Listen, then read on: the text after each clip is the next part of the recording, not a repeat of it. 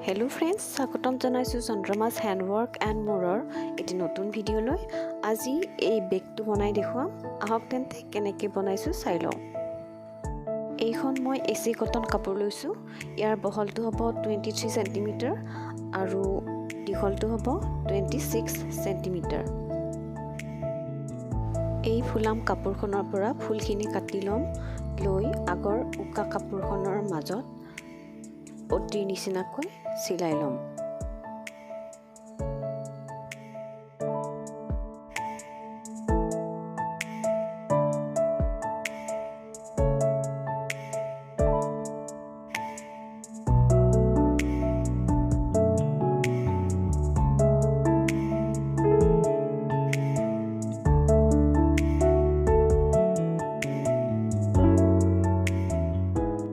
বেগটোৰ দুফালৰ কাপোৰতে পট্টি লগোৱা হৈ গ'ল এতিয়া তলৰ ফালে অকমান ৰাউন্ড শেপ দি এইখিনি কাটি লম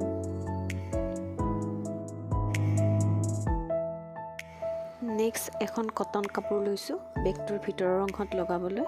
আৰু সেইখনো আগৰখনৰ শেপতে কাটি লম এতিয়া দুখন বেলেগ বেলেগকৈ চিলাই লৈছো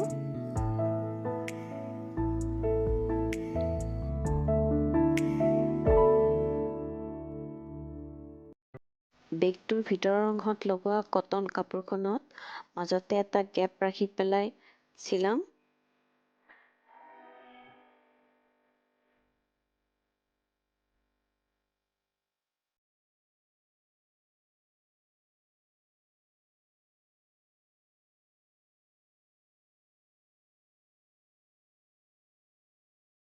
ভিতৰৰ আৰু বাহিৰৰ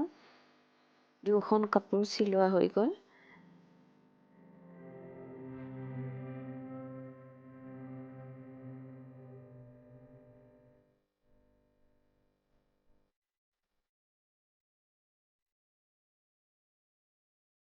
এতিয়া ভিতৰত লগোৱা কাপোৰখন মই এনেদৰে ওলটাই লৈছো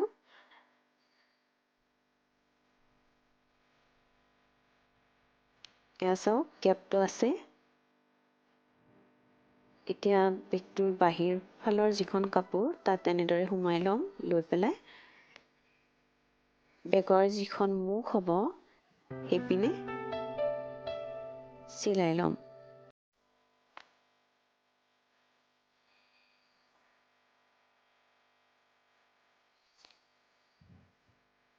এয়া বেগটোৰ চাৰিওফালে এটা চিলাই মাৰি লম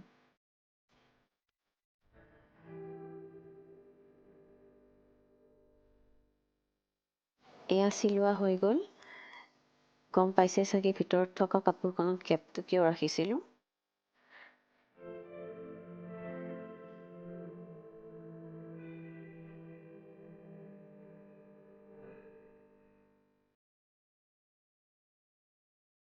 এতিয়া এনেদৰে ওলটাই লৈ যিটো গেপ আছিল সেইটোত আকৌ চিলাই লগাই লওঁ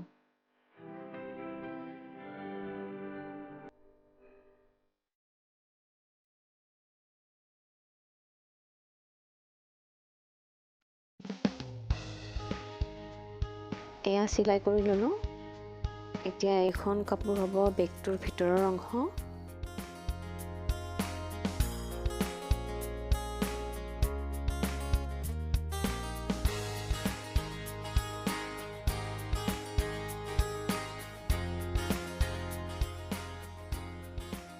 বেগটো প্ৰায় ৰেডি হ'লে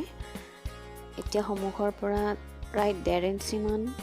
দূৰত দুটা চিলাই লগাই ল'ম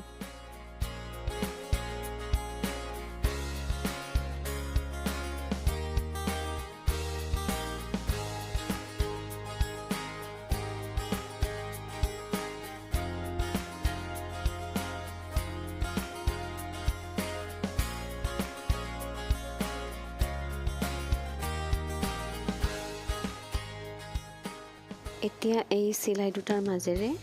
এয়া গোল্ডেন ৰিবন এডাল লৈছো এইডাল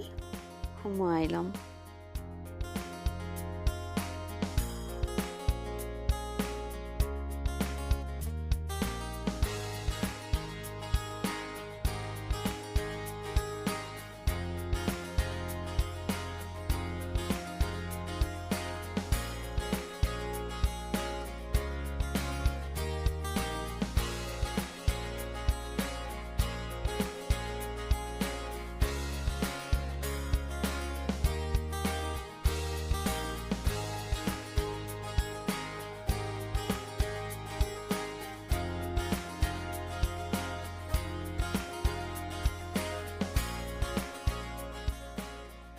বেগটো বনোৱা হৈ গ'ল।